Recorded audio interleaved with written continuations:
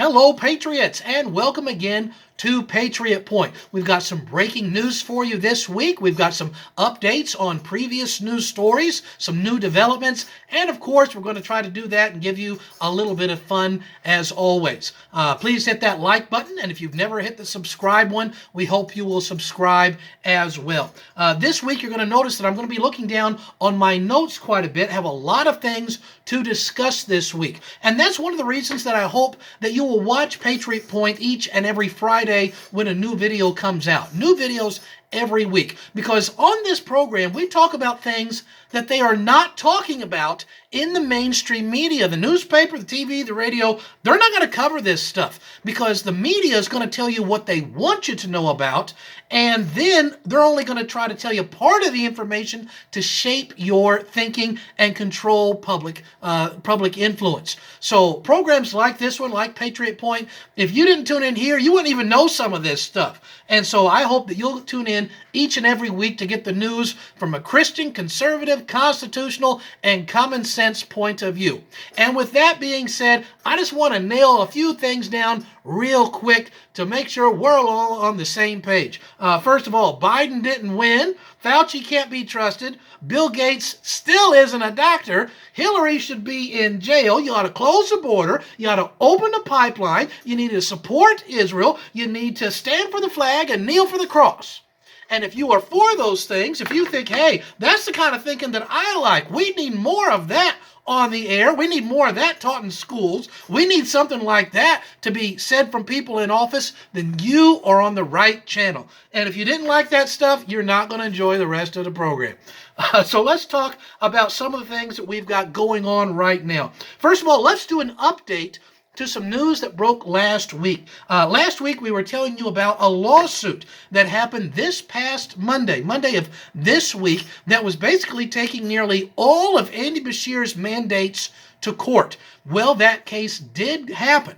The ruling has not been issued yet. It's not like the lawyers finish their arguments and the judge says, okay, I decide for so-and-so. So we do, however, expect this ruling to come out in the near future, and we will definitely be giving you a detailed breakdown of the ruling that comes out, telling you what parts went in our favor, maybe some parts that didn't, and just give you all of that. So stay tuned for that information. Now, with that being said, we were talking about some of the mandates being lifted here. The CDC came out in the last week and a half and said, okay, you don't have to wear a mask anymore. So let me ask you a question. Did they come out in their public statement and the press release about this, and in their press conferences, did they come out and say you don't have to release a mask because of this study that we have conducted? No, there was no study. Because of this research that we are supporting this decision with. Nope, none of that whatsoever. Just kind of, you don't have to wear the mask anymore all of a sudden. You want to know why? I'm going to tell you exactly why they did that. Because there's been states like Florida and Tennessee and South Dakota and others that have said, listen, we are doing away with masks entirely. You don't have to do these things. Anybody.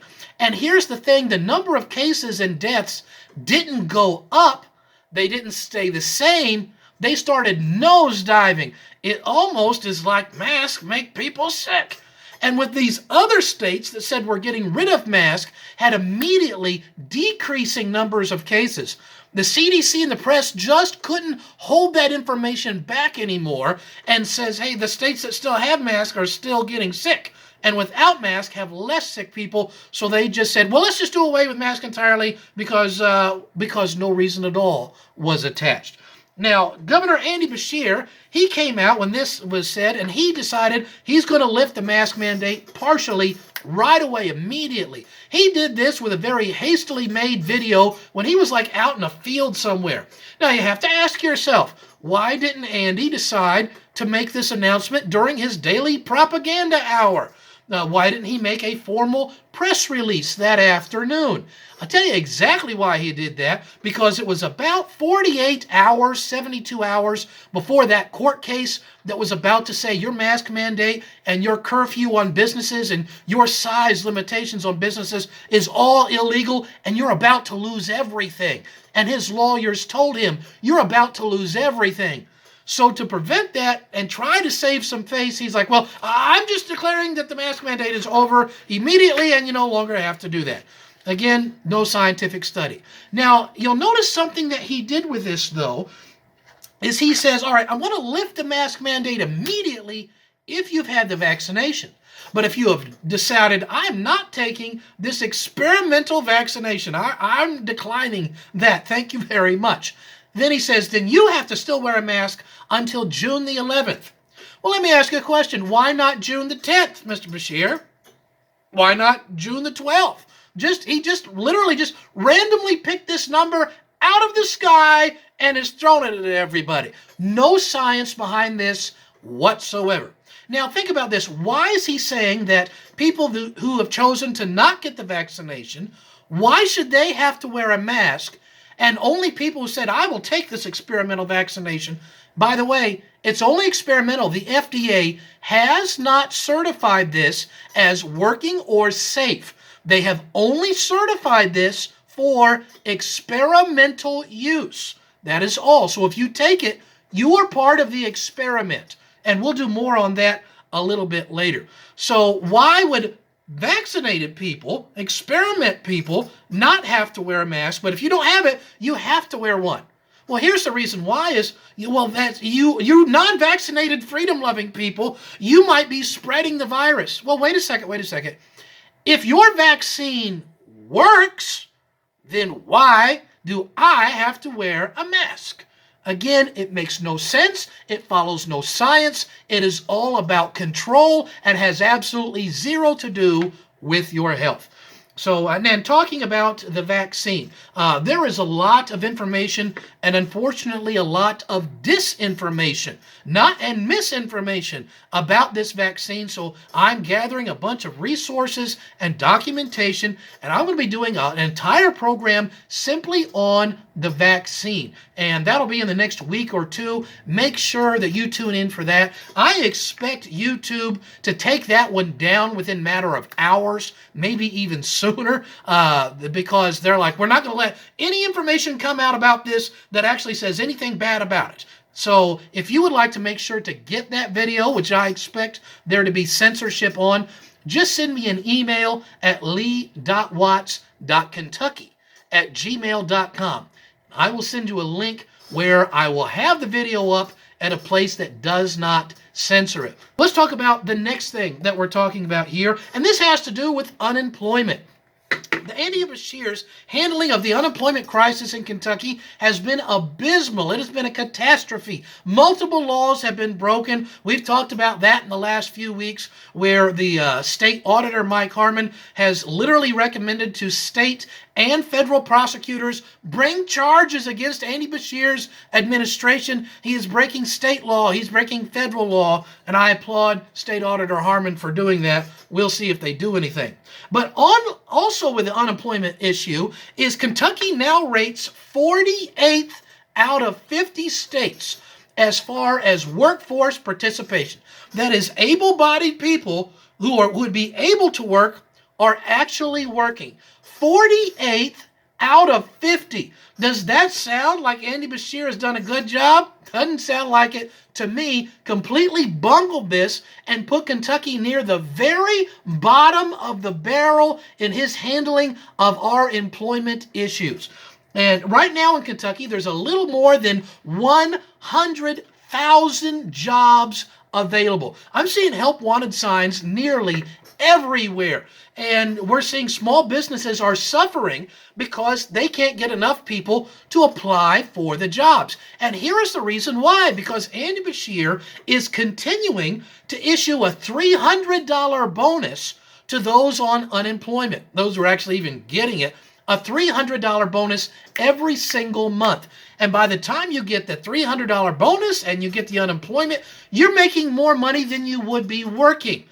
He is literally paying people to not work, destroying Kentucky businesses, and completely ruining our economy. Have you noticed that, hey, I have to wait longer when I go places than I used to because they have less help? It is destroying some businesses. He needs to cancel this $300 bonus because of the pandemic emergency, which is the next thing I want to talk about. The emergency is over.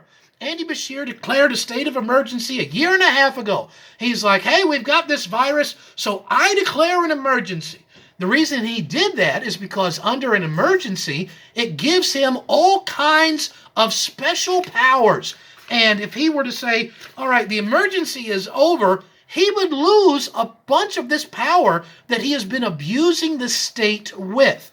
So how come the mask mandate federally, the CDC says, listen, it's over, virus numbers are way down, people are getting back to usual. An emergency is when something has sprung up all of a sudden and you need somebody to make some very quick decisions because we have a lot of fast-moving things happening. That is an emergency. And I would even say, all right, some people at the beginning of this thing a year and a half ago, we didn't really know what we were dealing with. I would have given him 30, maybe even 90 days for that. But you know what? It's been a year and a half now, Andy. The emergency is over. We are no longer receiving just breaking up-to-the-minute news that requires this governor to exercise massive control and domination of our state. The emergency has been over for more than a year. And Andy, give up your power and restore freedom to the people, restore the balance of power, and let the legislative branch actually be the ones to make up laws for the state. I'm Lee Watts, and I approve this message. So that's a little bit about that. And by the way, this $300 bonus, it's not like Andy's paying for this. They're like, oh, that's government funded. Nothing is government funded. Everything the government does is funded by you. You who are working are funding the people who are not working and now getting a $300 bonus every month for not working for no reason, because we have more than 100,000 jobs open. My two kids came home from college, and in less than 1 week, they both found jobs. Praise the Lord for that. So I'm glad we got people willing to work, actually. Now let's go on to our next subject. And the lower we go, the more important that it gets. And this is the best piece of news that I think that I've ever given on the program. I've got a radio program called Take America Back. It's on 17 stations across the state, and I've had that for more than 12 years. And this is the best news I've ever given on that program. And this is the news that the United States Supreme Court announced this week that it will hear a court case which is a direct challenge to Roe versus Wade, which is what made abortion legal in the United States. This court case could literally remove that and make abortion illegal in America again. Praise the dear Lord. This is something that the pro-life crowd has been working for and praying for now for decades. They are going to hear this direct challenge to the Roe versus Wade case this fall. And then we expect, again, a decision doesn't come out that day. The decision will probably come out this coming spring. So you be praying about that. And there's something that you can do about this. And I hope that you'll start working this immediately. Seeing this coming and knowing the President Trump was working to put some pro-life judges on the courts because we knew this was coming one day, and now it's here. The Kentucky General Assembly passed a bill this year which would change the Kentucky Constitution that would say if Roe versus Wade is ever reversed and it goes back to the way it was before it was just up to each state whether abortion was going to be legal or not or to what level. And so the Kentucky General Assembly passed a bill that says we want to change the Kentucky Constitution to say if the Supreme Court of the United States ever reverses Roe versus Wade, that there is going to be no written or implied right to an abortion in the Kentucky Constitution. Kentucky would be a completely 100% pro-life state. And I want to thank the Kentucky General Assembly for doing that. But with that being said, they did not change the Constitution because they do not have the authority to do that. All the General Assembly did is the only thing they have authority to do. They can put this measure on the ballot for the people to vote on. Because according to the Kentucky Constitution, all the legislature can do is put a matter on the ballot. They can put up, I believe it's up to 5 issues per election cycle for the people to vote on. And then the people have to choose to vote and change the Constitution or not.